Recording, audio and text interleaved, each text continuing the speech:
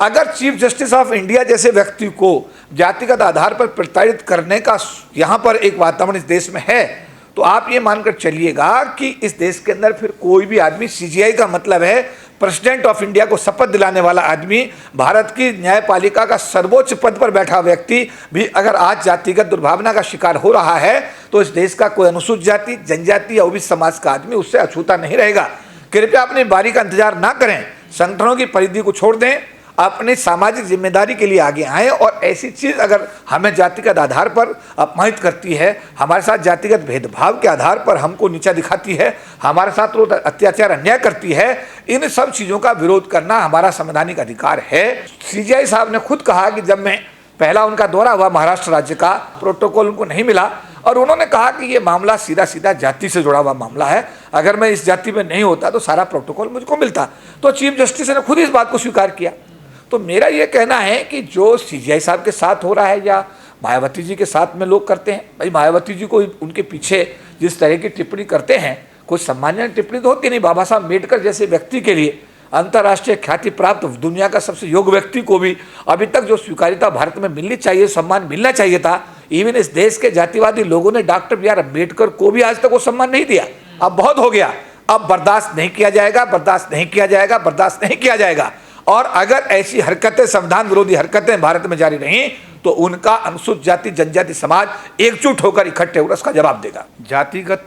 जो ढांचा है वो किसी भी अनुसूचित जाति जनजाति समाज के व्यक्ति को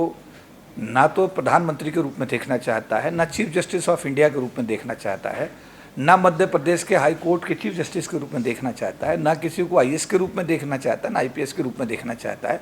अर्थात अगर दूसरे शब्दों में कहा जाए तो शेड्यूल का शेड्यूल टाइप्स, यानी अनुसूचित जाति जनजाति समाज में पैदा होने वाला जो व्यक्ति है, वो अगर कहीं CGI बन जाए, चीफ जस्टिस ऑफ इंडिया बन जाए, तो उसको कहा जाता है दलित CGI। अगर कोई मुख्यमंत्री बन जाए तो उसे कहा जाता है दलित मुख्यमंत्री।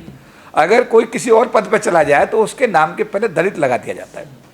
तो भारत की जो जातिगत मानसिकता है, ये मैं कहूँगा कि भारत देश की प्रगति के लिए सबसे बड़ा अभिशाप है। और जब तक इस देश का जो ये शुद्ध हिंदू अपने आप को बोलता है या सनातन धर्म का अनुयायी बोलता है, या और किसी भी, मतलब मैं कह सकता हूँ कि जो ये हरकतें करने वाले लोग हैं,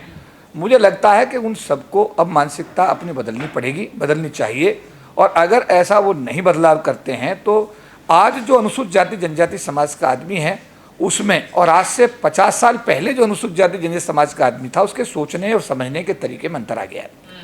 और अगर एक्शन और रिएक्शन का वातावरण भारत में बनता है तो ये किसी के हक में नहीं होगा, ना भारत राष्ट्र के हक में होगा, ना अनुसूचित जाति जनजाति समाज के हक में होगा, ना ही ये जो सो कॉल्ड अपने आप को सवर्ण हिंदू कह करके या धर्मगुरु बन करके, शंकराचार्य बन करके, या किसी भी दूसरे ऐसे हिंदूवादी संगठन का प्रमुख होकर के इस टाइप की टिप्पणी करते हैं, निश्चित रूप से ये उनके हक में भी नहीं होगा। नहीं, अनुरुद्धाचार्य ने कहा कि छाती फुलवानी है तो बताइए, अधर्मी बताइए। एक कथावाचक इतनी बड़ी पोस्ट पर बैठे हुए पूरे देश के CGI को बोल रहे हैं, बताइए, और कोई कार्रवाई नहीं कर रही है सरकार उन पर। देखिए, जो पिछले दिनों में अभी आपने चीफ इलेक्शन कमीशन की तरफ से जो एडवोकेट सुप्रीम कोर्ट में पेश हुए, तो उन्होंने कहा कि नहीं, हम सुप्रीम कोर्ट से गवर्न नहीं होते। पूरे देश ने देखा वो टिप्पणी। अरे सुप्रीम कोर्ट तो सुप्रीम कोर्ट है, उसका आदेश तो अंतिम आदेश है, उसको बदलने की क्षमता सिर्फ भारत की संसद में। इसके अलावा सुप्रीम कोर्ट के जजमेंट एक कानून है पूरे देश के लिए, अगर उसमें कोई बदलाव होता है तो उसके लिए सिर्फ संसद ही उसके लिए उत्तरदायी है और संसद ही उस परिवर्तन कर सकती। लेकिन एक वकील जो निर्वाचन आयोग की तरफ से सुप्रीम कोर्ट में पेश होता है, वो ये बोलता है कि नहीं, हम आपकी बात मानने के लिए बाध्य नहीं है, हम ऑटोनोमस हैं। ऐसी ऑटोनॉमी संविधान में किसी आदमी को भी, किसी संगठन को भी, किसी भी कमीशन को नहीं दी गई है। तो जो आप बात कह रहे हैं कि देश जिस तरह बढ़ रहा है, निश्चित रूप से बहुत ही दुर्भाग्यपूर्ण है। और इसमें जो संविधान की शपथ लेने वाले लोग हैं,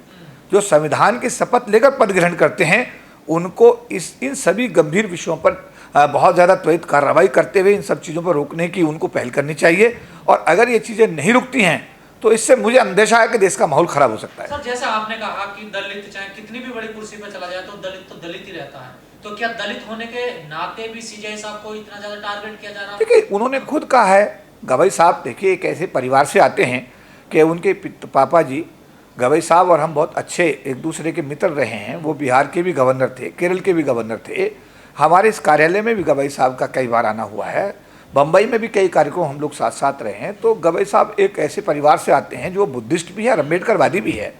ना। और उनके पिताजी का जो कार्यशैली है पूरे देश के सामने है। कोई ऐसा नहीं है कोई ऐसा परिवार है कि उन्हें कोई नहीं जानता। वो सीजीआई बनने से पहले उनके जो पिताजी थे उनका भी भारत में गवर्नर एक बड़ा पद माना जाता है और 2 स्टेट के वो गवर्नर रहे हैं। तो उनको एक सामान्य परिवार से जोड़कर हम नहीं देख सकते। लेकिन गवई साहब भी अनुसूचित जाति समाज से थे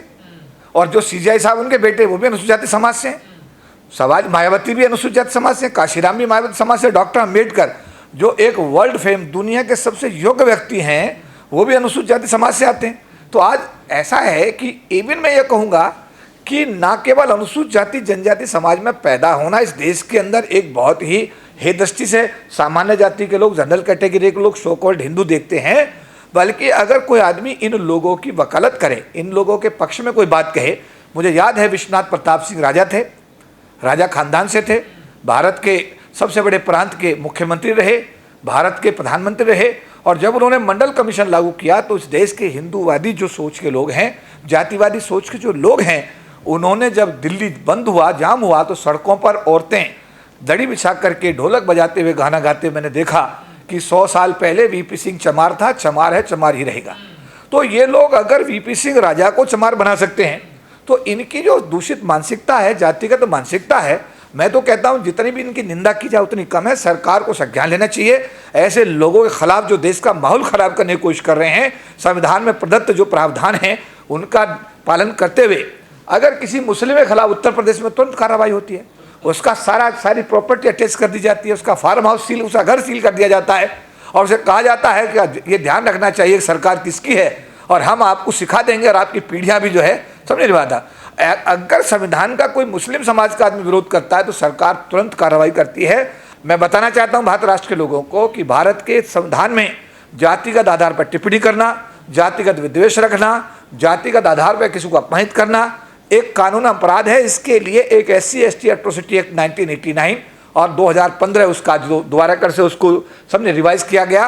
कानून बना हुआ है कि उसके लिए प्रावधान है कि उसको जमानत भी नहीं मिलेगी।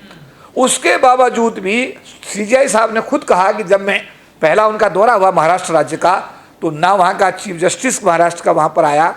हाई कोर्ट बॉम्बे का, ना वहाँ पर जो है जो अधिकारी सरकार की तरफ से आने चाहिए वो आए।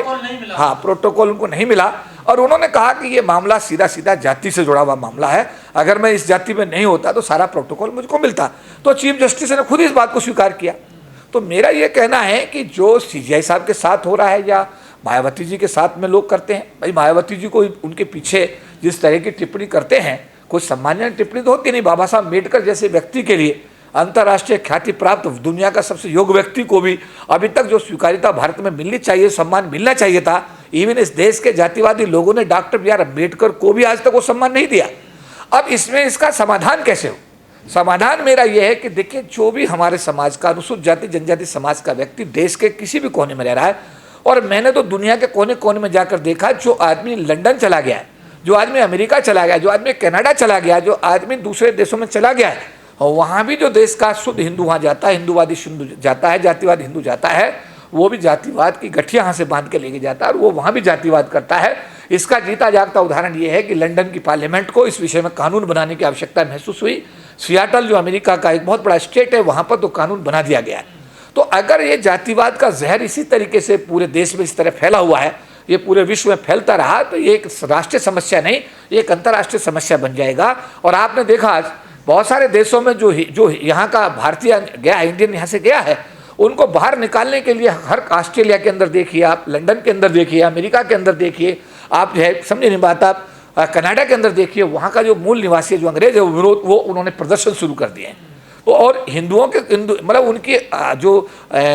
उनके कंट्रीज में जो आवाजाही हो रही है, जो लोग वहाँ जाकर के NRI बन के जा रहे हैं, उसका खुला विरोध हो रहा है। जैसे धमकियां मिल रही हैं लगातार सीजीआई साहब को, क्या आपको नहीं लगता जो अम्बेडकरवादी संगठन है उनको सीजीआई साहब के साथ खड़ा होना चाहिए? निश्चित रूप से, मैं बिल्कुल आपने सही कहा है। ना केवल अम्बेडकरवादी संगठन, जो अनुसूचित जाति जनजाति समाज से ताल्लुक रखने वाले लोग हैं, जो बहुजन समाज से ताल्लुक रखने वाले लोग हैं, जो देश की 85% काशीराम जी ने जो अपना पेन निकाल कर कहा था कि भाई ये 85% की आबादी जो है इस देश की, समझे नहीं बात, पेन की तरह काम करती है। और जो पेन वो खोल के इस तरह दिखाते थे कि ये है 85%, ये 15%, तो 15% ये 85% के सिर पे ऐसे बैठता है, ऐसा सारा काम ये 85% करता है। तो उन्होंने 85% के जो ओबीसी SC ST समाज के जो लोग थे, माइनॉरिटी समाज के लोग थे, उनको एक नई दिशा देने का काम किया। मेरा आह्वान है कि इसमें आप सब लोग अपनी बारी का इंतजार मत करिएगा।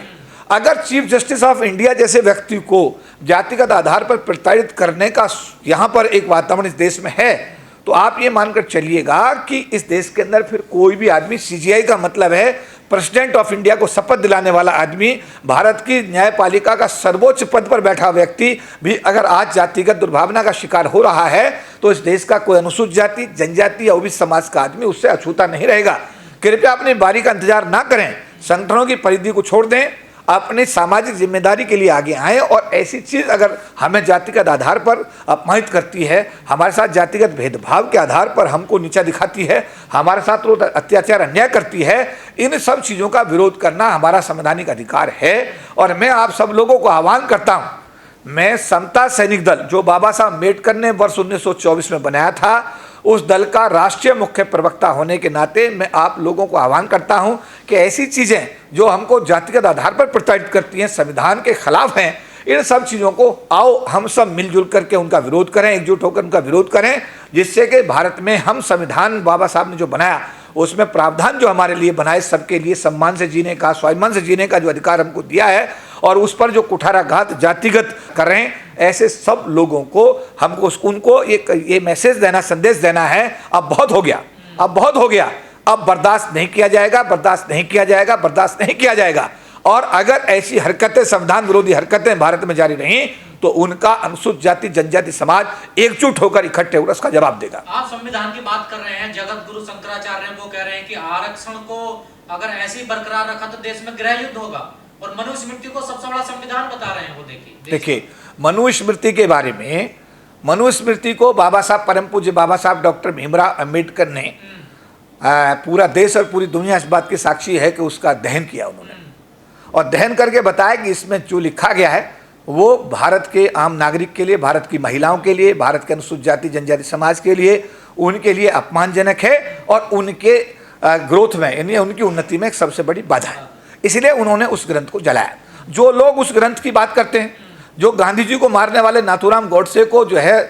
देशभक्त बोलते हैं, और जो लोग इन चीज़ों को कर रहे हैं, मैं ये कह सकता हूँ एटलीस्ट चाहे वो शंकराचार्य हैं, चाहे वो कोई किसी भी जिम्मेदारी में है, अगर कोई व्यक्ति कर रहा है तो मैं उनको ये निवेदन करना चाहूँगा, अनुरोध करना चाहूँगा, मैं उनको आगाह भी करना चाहूँगा कि साहब आप भारत के संविधान को पढ़िए, संविधान का आप जो है ना आचरण करिए, संविधान को जिस प्रावधानों की उनका सम्मान करिए, और अगर आप भारत के संविधान में बनाए गए प्रावधानों का सम्मान नहीं करेंगे, आप उनका अनादर करेंगे और ऐसी अनर्गल बातें करेंगे जिससे देश का माहौल खराब हो। ये याद रखिए, देश की 85% आबादी अनुसूचित जाति, जनजाति, ओबीसी, ये जनजाति, ये जो समाज है बहुत बड़ा समाज है। ये आपके घरों में, बार बार बोलता हूँ, आपके यहाँ नौकरी करता है, आपके घरों में बर्तन साफ करते हैं, आपकी गाड़ी चलाते हैं, आप टमाटर बेचते हैं, आपको लौकी खिलाते हैं, आपके लिए खेतों में काम करते हैं। ये वो लोग हैं जो देश के जो कमेरे लोग हैं, जो जिनकी ऊपर देश की बैकबोन में याद दिलाना चाहता हूँ इस राष्ट्र के, भारत के लोगों को,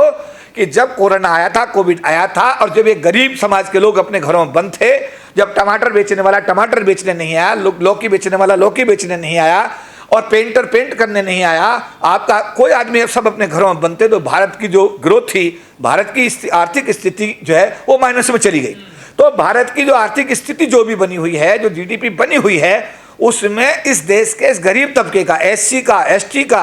आपके माइनॉरिटीज का, ओबीसीज का, और इस देश के सामान्य जाति का जो गरीब आदमी जो दिन रात मजदूरी करके इस देश को आगे ले जाने का काम कर रहा है, ये श्रेय इस जो देश की प्रगति है उन लोगों पर टिकी हुई है। अभी पिछले दिनों में एक GST का विषय है। GST में मैंने एक टीवी चैनल पर देखा कि 127 लाख करोड़ की GST पिछले 10 सालों में वसूली गई, और 127 लाख करोड़ की GST, उसमें 3 लाख करोड़ केवल उद्योगपति अडानी अंबानी जैसे लोगों से आई, और 124 लाख करोड़ देश के गरीब तबके से जो है ना GST को जो है ना इकट्ठा किया गया। तो इसका मतलब ये हुआ कि इस देश की GST अगर इकट्ठी हो रही है तो उसमें इस देश का गरीब तबका, यानी अनुसूचित जाति, जनजाति, ओबीसी, माइनॉरिटी, ये सब लोग, उसके लिए ये वो सब लोग हैं जो इस देश की, मैं कहता हूँ, हर तरह के विकास के लिए दिन रात समर्पित हैं। और इन लोगों को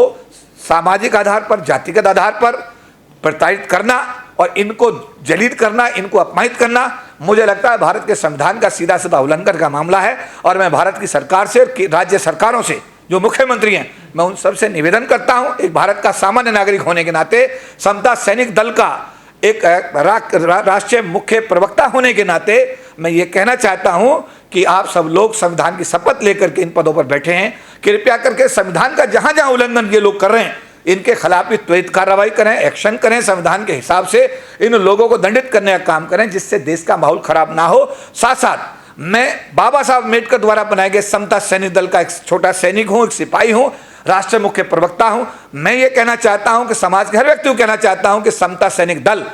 हर आईएएस के पीछे, हर आईपीएस जो अनुसूचित जाति समाज का, जनजाति समाज का, ओबीसी समाज का, जो गरीब तबके का आदमी है, समता सैनिक दल हर चीफ, चाहे को चीफ जस्टिस ऑफ इंडिया, उसके पीछे भी हम लोग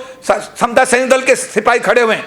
हम किसी जो अगर हमारे समाज का मुख्यमंत्री है, उसके साथ अपमान हो रहा है, हम उसके साथ भी खड़े हुए हैं। कोई आईएएस है, आईपीएस है, उसके साथ भी हम खड़े हैं। समता सैनिक दल हर उस व्यक्ति के साथ खड़ा है जो इस देश में डिप्राइव्ड क्लास में माना जाता है, यानी एससी, एसटी, ओबीसी माइनॉरिटी माना जाता है, गरीब माना जाता है, कमजोर माना जाता है। और उसके साथ अगर जातिगत आधार पर कोई इस टाइप की घटना होती है तो समता सैनिक दल हर उस साथी के साथ खड़ा है, हर उस अधिकारी के साथ खड़ा है, हर उस व्यक्ति के साथ खड़ा है जो जातिगत आधार पर आने वाले दिनों में इस देश में प्रताड़ना का शिकार होगा। एक आखिरी सवाल, आप हमेशा आरक्षण की वकालत करते रहे, लड़ाई लड़ते रहे, लेकिन शंकराचार्य जो जगत गुरु वो कह रहे हैं आरक्षण खत्म कर देना चाहिए, गृह युद्ध हो जाएगा। मैंने शंकराचार्य को पहले टीवी चैनल के माध्यम से एक प्रेस कॉन्फ्रेंस में मैंने कहा,